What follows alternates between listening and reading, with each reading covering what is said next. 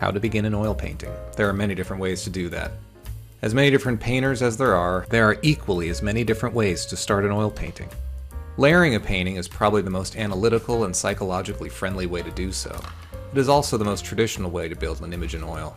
The Imprimatura layer, or stain layer, is meant to help you begin a painting with a solid foundation of drawing and value. So you don't have to do everything at once, which can be really overwhelming, especially when you're first starting in oil painting. Let's start with basic materials. First, you need a sealed palette.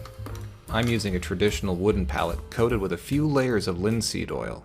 Next, we'll need paint, an assortment of brushes, a cotton rag or a shop towel, and a solvent for cleaning. And finally, we need an oil to help extend the colors and increase the fluidity of the oil paint. Going back to the brushes, any acrylic brush or oil brush will be just fine. Also, you'll need a variety of range of sizes and shapes. I use my older, softer brushes for blending, and a large 1-inch brush to do the initial stain. Personally, I use newer brushes for lay-ins of drawings and details, anything that I need a firm edge with. Filberts are perfect for this in my opinion. For my oil paint, I'm using a Michael Hardin's Burnt Umber.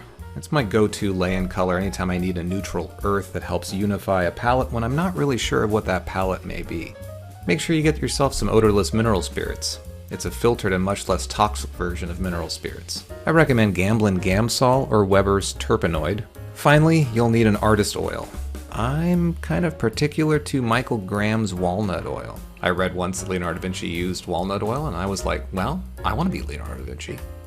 Alright, so let's jump in. I thought I'd start with the end in mind so you can see how the painting could turn out, and so we know the process of building toward it. My painting surface is a gessoed hardboard. To begin, I just mix small amounts of my oil paint, my turpentine, my odorless mineral spirits, and my walnut oil together to activate the surface. I like to call this charging up a canvas. It's meant to do a few things that can really help you through an oil painting. Number 1, we help apply the oil paint so that it glides across the surface. Number 2, it's going to help you see your lights and shadows and contextualize the values that you see. And finally, most important for me, it helps with the psychological nature of starting a painting. It allows me to enter the work so I don't have to get focused on being stuck with a blank canvas. After you coat the whole surface, make sure you take it down with your cotton rag and, make sure you wipe it down so there's no drips or runs or anything like that. Personally, I wipe it down fairly aggressively so that the oil mixture kind of just floats in between either the fibers of a canvas or in this case the pores of the hardboard. To start the drawing, I'm going to be using a number 4 filbert.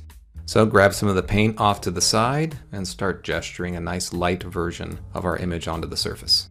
The reason why you want to stay light and thin, remember it goes back to the chemistry of how oil painting actually dries. You want your thinner layers on the bottom of your painting to properly dry and grab and adhere to the surface of your substrate, and then you can apply your thicker layers on top of that. Mainly because thicker paint just simply takes longer to dry, and thinner paint dries a lot faster. And thicker paint, since it does take longer to dry, does have more chances to crack. Oil paint is a fairly flexible medium, not near as flexible as acrylic. However, you want to make sure that you adhere to the ideas of fat over lean and thick over thin, just as a general rule, to hopefully avoid your paintings cracking. It is not recommended to put the thin, faster drying layers on top of thick, partially dried oil paint. The thinner paint adheres to the dry outer surface of the thick paint, and could slowly tear it apart because they dry at 2 different speeds. In regards to drawing with oil paint, it is like any other wet medium. Add more oil if you want it to be more fast and more fluid, or use it straight out of the tube if you like it to be slightly slower and move with a slightly more dry feeling. Drawing as a process is a whole nother video, but drawing and sculpture have a lot in common. Gesture your larger shapes first, and then your smaller shapes, and then your smaller shapes. Eventually the details will create themselves. Remember, form dictates edges and details. Edges and details do not dictate form and mass. And in the initial gesture for a drawing, you're thinking about proportions and values. Same thing in an oil painting. When dealing with light and shadow, it's just like starting with large shapes and how they help you see proportion. Finding your dark values help you understand and see all the other values present. Also, by applying your darkest darks, when you get into color, you'll be able to see and mix and apply color so much more effectively and effortlessly. Remember, throughout the process, try to keep your paint on the thinner side. From what we mentioned earlier, plus it's just a little bit easier to control. If you add too much paint, don't worry, then just blend it with one of your larger, dry, soft brushes. Don't forget to use your rag. Using your rag is able to help you wipe away larger areas, and also it helps you reveal your highlight, and highlights are extremely important. It's important to find your darkest dark within a composition so that you can contextualize your values, but also your other extreme, your brightest whites in the whole composition, will give you a really wonderful range of seeing all of those midtones within your picture. Then as you go through the drawing process, allow the whole piece to create itself and build the whole image up at once. And throughout the process, as you move values around, you're always going to lose your darkest darks, so make sure you check back in and plug them in often so that you can help your mind understand and force the issue a bit more consciously of what you're seeing and how to relate the other midtones of your piece. And as a rule, just for underpaintings, I would try to keep my edges soft until I'm 100% sure what's there. I really don't want to fight these edges in my next layers that I might add onto it. Really, I'm thinking about this piece just as a preparatory study and mainly a rough draft that sneaks me into a final version of an oil painting.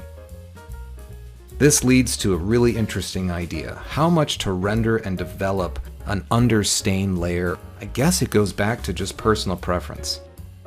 Some make photorealistic, stunning, and over-the-top renderings, while others give themselves just a very basic linear gesture, just enough to help plot out their future layers.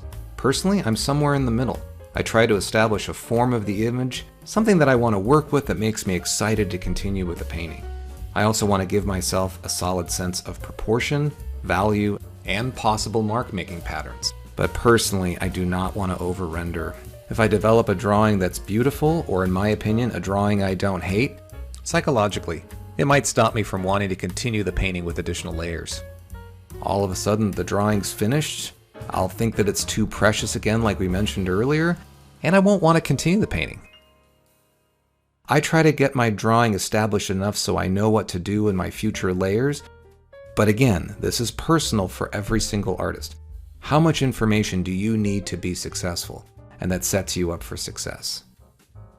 In order to find that, I'd see how much you can get away with before you just get utterly tired with a piece. This stain layer is very traditional in the way of Western painting, where it adheres to the proper drying times and the chemistry of oil paint to prevent cracking and to make the painting last hundreds and hundreds of years. But in reality, this stage of oil painting is extremely beneficial for many artists, including those artists who are just beginning and starting the wonderful world of oil painting. Because starting an oil painting can feel overwhelming, or even maybe monumental. It allows your mind to work step by step to understand and contextualize the goal, instead of taking all of it at once and maybe getting discouraged and maybe feeling you don't want to work with the painting anymore. Most of an artist's process is really an individualized construct to fend off doubt and to create motivation and self-success. Working layer by layer makes it more manageable, and it allows the artist to more easily navigate the space of their image, and not one layer will make or break the painting.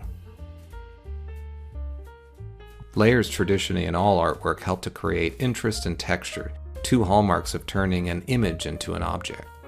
Notice we didn't use any white paint in this layer, no titanium white, no zinc white. By just using the white of the canvas and the somewhat semi-transparent staining of the burnt umber, we can create a luminous glow that adds life to an oil painting. More practically, using whites would extend the drying time and also thicken the painting. We want to adhere to this first stain layer being just that, a stain of the surface, nice and thin, a suggestion that leads us to our painting. Tune into part 2 of this demo when we go over the grisaille method back on top of the stain layer. Thanks for watching, everybody, and remember, even a bad day painting is still a good day.